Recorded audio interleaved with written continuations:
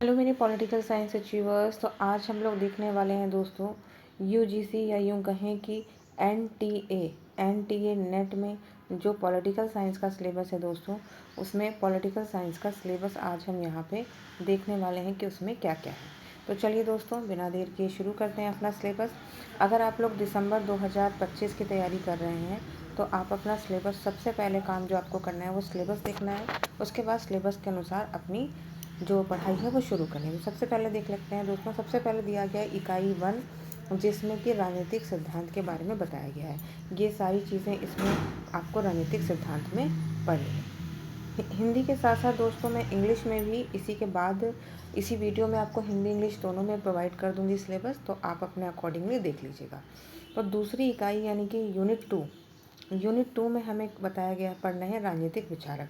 देख सकते हैं कन्फ्यूशियस, प्लेटो, अरस्तु, Machiavelli, Hobbes, Locke, Rousseau, Hegel, Mary Wollstonecraft, John Stuart Mill, Karl Marx, Gramsci, Hannah Arendt, Franz Fanon, Mao Zedong और John Rawls जैसे सभी विचारक इसमें शामिल हैं। इसके बाद है दोस्तों तीसरी इकाई, जिसमें भारतीय राजनीतिक विचारकों के बारे में पूछा जाएगा। ये आप सभी यहाँ पे पढ़ सकते हैं। इसके बाद है दोस्तों इकाई 4 यानी कि यूनिट 4, जिसमें तुलनात्मक राजनीतिक विश्लेषण के बारे में बताया गया है। तो तुलनात्मक राजनीतिक विश्लेषण में देखिए दोस्तों बहुत सारी चीज़ें हैं। उपागम दिए हुए हैं, उपनिवेशवाद और उपनिवेशीकरण के बारे में पूछा गया है, राष्ट्रवाद है, राज्य का सिद्धांत है। देख लीजिए, आप वीडियो को रोक कर इसे देख सकते हैं अच्छे से।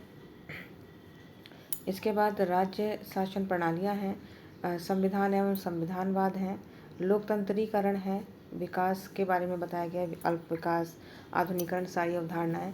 उसके बाद शक्ति की संरचनाएं, कर्ता और प्रक्रियाएं। ठीक है, इस तरीके से यहाँ पे इतने सारे चैप्टर्स आपको यूनिट 4 में किए गए हैं। मैं आपको इसे एक बार छोटा करके भी दिखा देती हूँ। ये देखिए यूनिट 4 में इतने टॉपिक हैं जो आपको पढ़ने हैं।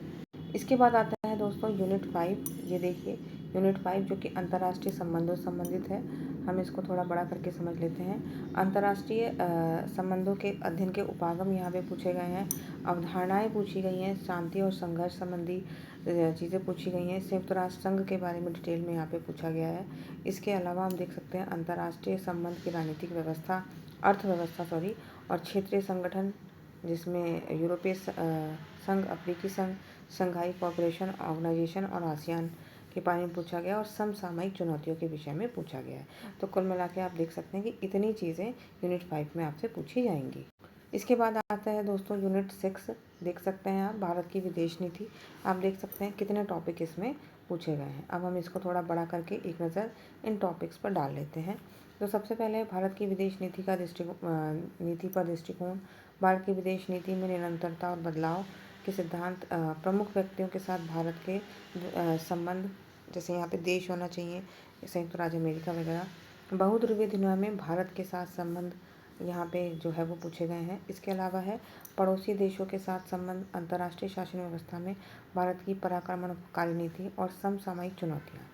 ठीक है, ये सारी चीज़ें आप देख सकते हैं कि यहाँ पे एक मिनट दोस्तों यूनिट 6 में पूछी गई है। ठीक है, यूनिट 6 हो गया हमारा। अब आ गए हैं हम लोग यूनिट 7 पे। देखिए यूनिट 7 में इतनी सारी चीज़ें हैं। अब इसको बड़ा करके ज़रा हम डिटेल में देख लेते हैं क्या क्या है। तो इकाई 7 में भारत की राजनीतिक संस्थाएं हैं, जिसमें देखिए भारतीय संविधान का निर्माण, संविधान सभा, संविधान का दर्शन, संविधानवाद भारत में, केंद्रीय कार्यपालिका, संसद कार्यपालिका के विषय में पूछा जाएगा। इसके बाद है राज्य न्यायपालिका, राज्यों में कार्यपालिका और विधानमंडल, भारत में संघवाद, निर्वाचन प्रक्रिया एवं भारत का निर्वाचन आयोग, स्थानीय शासन संस्थाएं, और इसके बाद अंत में एक टॉपिक और बचता है जो कि है संवैधानिक एवं संविधिक निकाय। ठीक है, इसमें निकायों के नाम दिए हैं जिन जिनको आपको पढ़ना होगा। तो इस तरीके से देख सकते हैं कि यूनिट जो 7 है उसमें संस्थाएं जो दी हुई हैं उसमें इतनी चीज़ें आपको पढ़नी। उसके बाद है दोस्तों यूनिट 8। देख लीजिए आप इसको एक नज़र, यूनिट 8। फिर हम इसको थोड़ा डिटेल में देख लेते हैं कि इसमें क्या क्या है। यूनिट 8 में दोस्तों है भारत में राजनीतिक प्रक्रिया। ठीक है, पॉलिटिकल प्रोसेस के बारे में पढ़ना है आपको। तो इसमें राज्य, अर्थव्यवस्था, विकास से रिलेटेड सारी चीज़ें आ जाएंगी। वैश्वीकरण की प्रक्रिया, पहचान की राजनीति, सामाजिक आंदोलन, नागरिक समाज के समूह और भारतीय राजनीति का क्षेत्रीयकरण। ठीक है, इतने टॉपिक हम यहाँ पे देख सकते हैं। आगे है भारत में जेंडर और राजनीति, राजनीतिक दलों की विचारधारा एवं सामाजिक आधार और चुनावी राजनीति। ठीक है, मैं ऊपर से केवल मेन हेडिंग्स पढ़ रही हूँ दोस्तों, आप इसको डिटेल में देख सकते हैं। मैं ये पूरा सिलेबस पोस्ट में भी डाल दूँगी ताकि आप वहाँ से भी सिलेबस का स्क्रीनशॉट ले सकते हैं। ठीक है, चलिए आगे बढ़ते हैं हम लोग और देखते हैं अगली यूनिट। तो यूनिट 9 देख लीजिए दोस्तों, यह है यूनिट 9 जिसमें हमसे पूछा जाएगा यहाँ पे लोक प्रशासन के विषय में। ठीक है, थोड़ा सा हम इसे बड़ा कर लेते हैं। तो लोक प्रशासन इकाई 9 में पूछा गया है। इसमें लोक प्रशासन का अर्थ वगैरह सारी परिस्थितियाँ उपागम वगैरह सारे आ जाएंगे।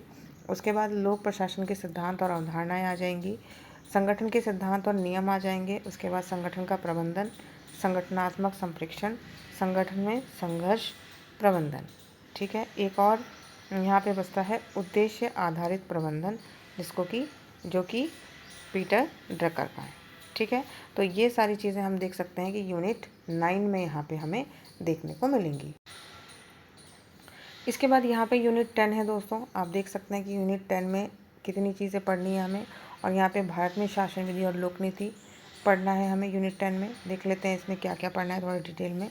शासन, सुशासन, लोकतंत्रीय शासन, राज्य की भूमिका, नागरिक समाज आदि वगैरह पढ़ना है। उसके बाद है अगला उत्तरदायित्व और नियंत्रण। उसके बाद है सुशासन के स्थानिक तंत्र, ग्रास रूट यानी ज़मीनी स्तर पर शासन जैसे पंचायती राज और उसकी संस्थाएं। अगला है विकास या योजना एवं विकास, सामाजिक आर्थिक विकास के उपकरण में लोक नीति और लोक नीति की निगरानी और मूल्यांकन। इस तरीके से दोस्तों ये 10 यूनिट हैं जिनको आपको प्रिपेयर करना है। आप इसको देख सकते हैं अच्छे से और पोस्ट में जाकर आप इसका स्क्रीनशॉट भी ले सकते हैं। अब हम इसी सिलेबस को दोस्तों इंग्लिश में भी देख लेते हैं ताकि जो इंग्लिश वाले फ्रेंड्स हैं वो भी इस सिलेबस को अच्छे से समझ सकें। तो देखिए दोस्तों, यहाँ पे हम देख सकते हैं यूजीसी या कह सकते हैं यूजीसी या एनटीए नेट का जो सिलेबस है पॉलिटिकल साइंस का, वो हम इंग्लिश में यहाँ पे देख लेते हैं। यूनिट 1 है दोस्तों जिसमें पॉलिटिकल थ्योरी बताया गया है।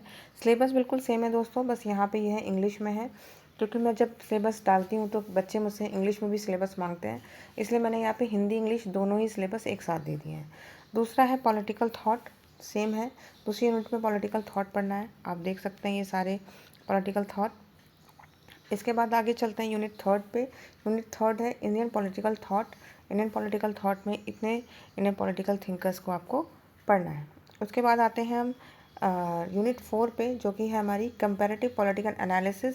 पॉलिटिकल एनालिसिस में देख लीजिए दोस्तों, इतनी सारी चीज़ों को हमें पढ़ना है। अप्रोचेस पढ़नी है, कोलोनिज्म एंड डीकोलोनाइजेशन पढ़ना है, नेशनलिज्म पढ़ना है,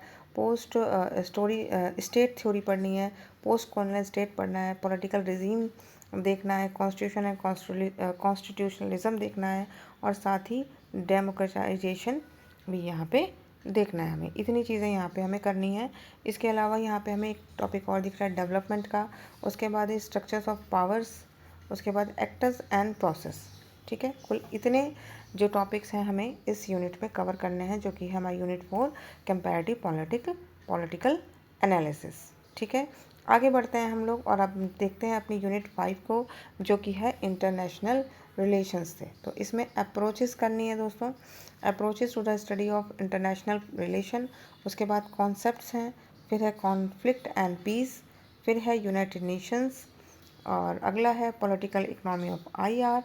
और आगे बढ़ते हैं और देखते हैं हम लोग यहाँ पे रीजनल ऑर्गेनाइजेशंस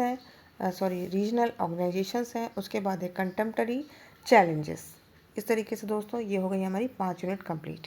उसके बाद हमारी 6th यूनिट जो है वहाँ पे है वो है इंडियन फॉरेन पॉलिसी। इसमें perspective of India's foreign policy, उसके बाद continuity and change in India's foreign policy and last है India's relation with major powers. ठीक है, चलिए अब मूव करते हैं आगे की ओर और आगे हम यहाँ पे देखते हैं India's engagement with multipolar world. ठीक है, उसके बाद आगे है India's relationship with neighbourhood, India's relationship strategies in international regime और कंटेम्प्टरी चैलेंजेस। ठीक है, ये सारी चीज़ें हमें यूनिट 6 में कवर करनी है। उसके बाद आता है हमारा यूनिट 7 जिसमें हमें पढ़ना है पॉलिटिकल इंस्टीट्यूशन इन इंडिया, जिसमें हमें सबसे पहले पढ़ना है मेकिंग ऑफ इंडियन कॉन्स्टिट्यूशन। उसके बाद है constitutional assembly, then philosophy of the constitution, उसके बाद से कॉन्स्टिट्यूशनलिज्म इन इंडिया, नेक्स्ट है union executive, next union parliament. आगे बढ़ते हैं और देखते हैं अगला क्या है। तो अगला है जुडिशरी, फिर है executive and legislature in state, और लास्ट है फेडरलिज्म इन इंडिया। ठीक है, लास्ट नहीं है दोस्तों, आगे भी है। आगे है electoral process and election commission of India, उसके बाद है लोकल गवर्नमेंट इंस्टीट्यूशंस, नेक्स्ट है कॉन्स्टिट्यूशनल एंड स्टैट्यूटरी बॉडीज़। और इस तरीके से दोस्तों ये सारी चीज़ें हमें यूनिट 7 में कवर अप करनी है। उसके बाद है यूनिट नंबर 8 जिसमें है पॉलिटिकल प्रोसेस इन इंडिया। इसका सबसे पहले हमें देखना है स्टेट इकोनॉमी एंड डेवलपमेंट, उसके बाद है प्रोसेस ऑफ ग्लोबलाइजेशन, फिर आइडेंटिटी पॉलिटिक्स, फिर नेक्स्ट है सोशल मूवमेंट्स, उसके बाद है सिविल सोसाइटी ग्रुप्स, नेक्स्ट है रिलीजनलिज्म ऑफ इंडियन पॉलिटिक्स, नेक्स्ट है gender and politics in India. आगे बढ़ते हैं और देखते हैं कि हमारी इस तरीके से यूनिट 8 कंप्लीट हो गई है और हम बढ़ गए हैं अपनी यूनिट 9 की तरफ। यूनिट 9 में है पब्लिक एडमिनिस्ट्रेशन, जिसमें बताया गया है public administration meaning, evaluation, evolve कैसे हुआ, और ये सारी चीज़ें public and private administration and approaches के बारे में हमें इसमें पढ़ना होगा। नेक्स्ट है public administration theories and concepts, next is comparative public administration, next is theories and principles of organisation, अगला है managing and organisation, next is organisation communication, next is managing conflict in the organisation, और last है management by objective, Peter Drucker. ठीक है, चलिए अब हमारी last unit देख लेते हैं हम, जो कि है हमारी यूनिट 10। यूनिट 10 है governance and public policy in India, जिसमें हमें गवर्नेंस देखना है। ठीक है, good governance, democracy governance, role of state, civil society and individuals. उसके बाद है accountability and control, next is institutional mechanism for good governance. ठीक है, institutional mechanism for good governance. उसके बाद लास्ट है ग्रास रूट गवर्नेंस, जिसमें हमारा पंचायती राज आ जाएगा। उसके बाद है प्लानिंग एंड डेवलपमेंट, नेक्स्ट है public policy as instrument of socio economic development, next है monitoring and evaluation of public policy. ठीक है, तो इस तरीके से दोस्तों आप देख सकते हैं कि ये हमारे टोटल 10 यूनिट्स हैं जो हमें यूजीसी नेट एनटीए नेट करने के लिए पढ़ने हैं पॉलिटिकल साइंस में। हिंदी और इंग्लिश दोनों में आपको मैंने सिलेबस दे दिया है दोस्तों। अगर आपका टारगेट दिसंबर 2025 है तो आप आज से ही अपनी तैयारी में लग जाइए। ये सिलेबस मैं आपको पोस्ट में डाल दूँगी चैनल के, आप वहाँ से इसको ले सकते हैं और अपने पास सिक्योर करके रख सकते हैं, ताकि आप वहाँ से जब भी देखें तो अपने सिलेबस के अकॉर्डिंग अपनी तैयारी कर सकें। तो ऑल द वेरी बेस्ट सभी दोस्तों को जो भी दिसंबर 2025 के लिए नेट की प्रिपरेशन कर रहे हैं। आप जुड़िए चैनल से, आपको यहाँ पे हर संभव मदद मिलेगी आपके सपने को पूरा करने में। All the very best achievers.